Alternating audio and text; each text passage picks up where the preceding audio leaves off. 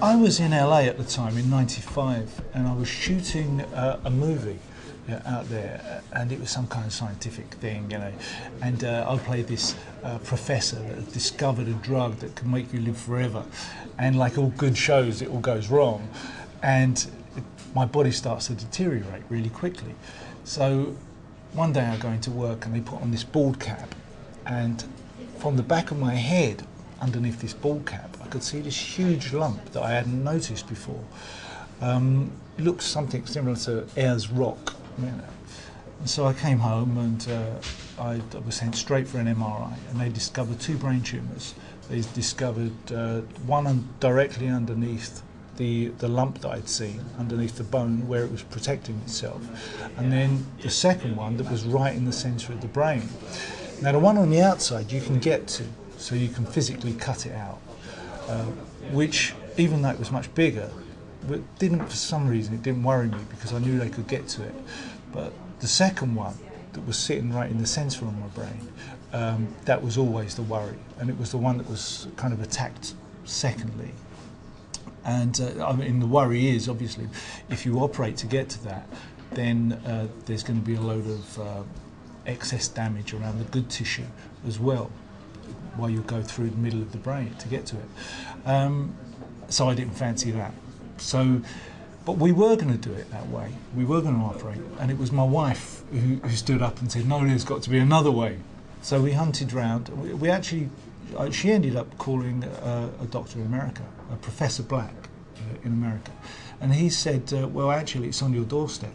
There's a machine that does stereotactic radiation that's usually used for cancer patients, and but we're having some success with benign tumours." So he said, and it's up the road from where you live. I was in Highgate at the time, and he said it's in Barts.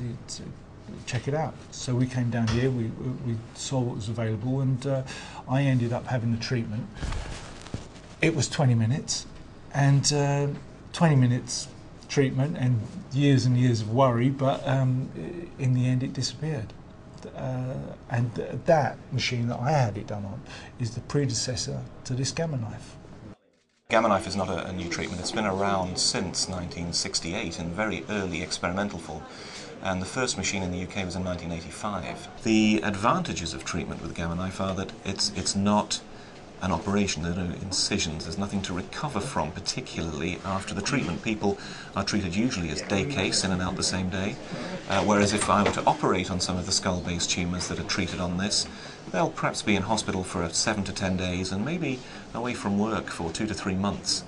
So huge advantages to the patient. It has the advantage of delivering in a very precise way radiotherapy with millimetre accuracy to the tumours that we treat.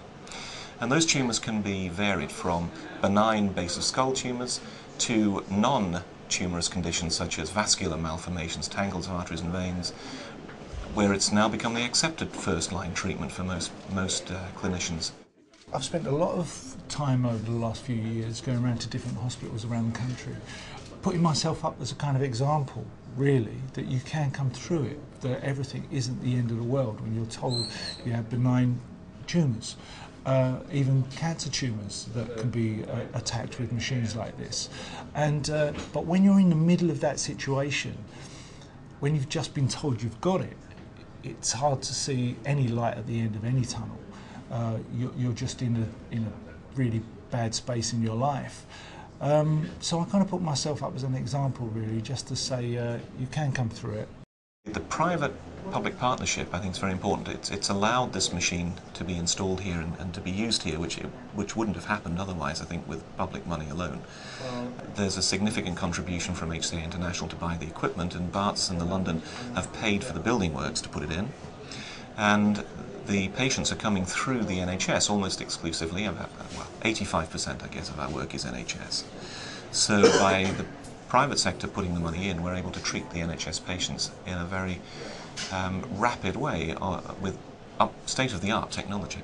It was nice to move on for me after the brain tumour, you know, because it's a kind of funny thing that goes with it, because for me, being kind of well known, my picture in the paper always had a little tagline underneath that said Martin Kemp, brain tumour.